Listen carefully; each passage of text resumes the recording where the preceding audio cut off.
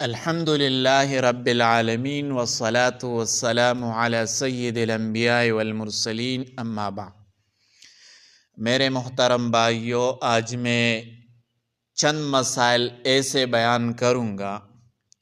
رمضان کے اکثر مسائل لوگ تو سنتے رہتے ہیں، لیکن کچھ ایسے باریک اور اہم مسائل بھی ہیں جن سے بہت کم لوگ واقف ہوتے ہیں۔ یہاں میں چند اہم مسائل بیان کروں گا۔ وہ یہ ہے، دانتوں میں پھنسا ہوا کھانا۔ اگر دانتوں میں چنے کے دانے کے برابر یا اس سے بڑا ٹکڑا تھا اور اسے نگل لیا تو روزہ ٹوٹ جائے گا۔ اگر بہت معمولی ذرہ تھا جو خود ہی حلق میں چلا گیا تو روزہ نہیں ٹوٹے گا۔ نمبر 2، انجیکشن اور ڈراپ کا حکم کیا ہے؟ عام انجیکشن دوائی والا لگوانے سے روزہ نہیں ٹوٹتا۔ غذائی ڈراپ جو طاقت کے لیے ہو روزہ کو فاسد کر دیتے ہیں، کیونکہ وہ کھانے پینے کے قائم مقام ہیں۔ نمبر 3، روزے میں مسواک اور ٹوتھ پیسٹ کا استعمال۔ مسواک کرنا سنت ہے اور روزے میں یہ جائز ہے۔ ٹوتھ پیسٹ اگر حلق میں چلا جائے تو روزہ ٹوٹ جائے گا۔ بلا ضرورت ٹوتھ پیسٹ سے پرہیز یہ بہتر ہے۔ نمبر 4، روزے میں بے ہوشی اگر کوئی شخص پورا دن بے ہوش رہا اور غروب آفتاب تک ہوش نہ آیا تو اس دن کی قضا لازم ہوگی۔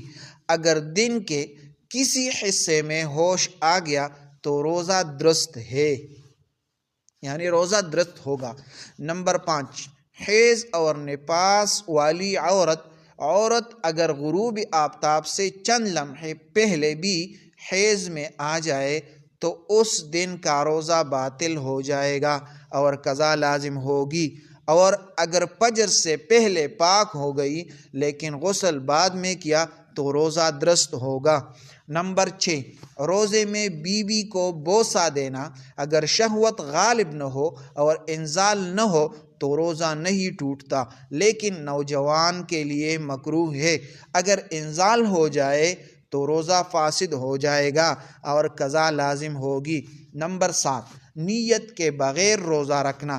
رمضان کے فرض روزے میں دل کا ارادہ کافی ہے، زبان سے الفاظ کہنا ضروری نہیں ہے، لیکن فجر سے پہلے نیت ہونا ضروری ہے۔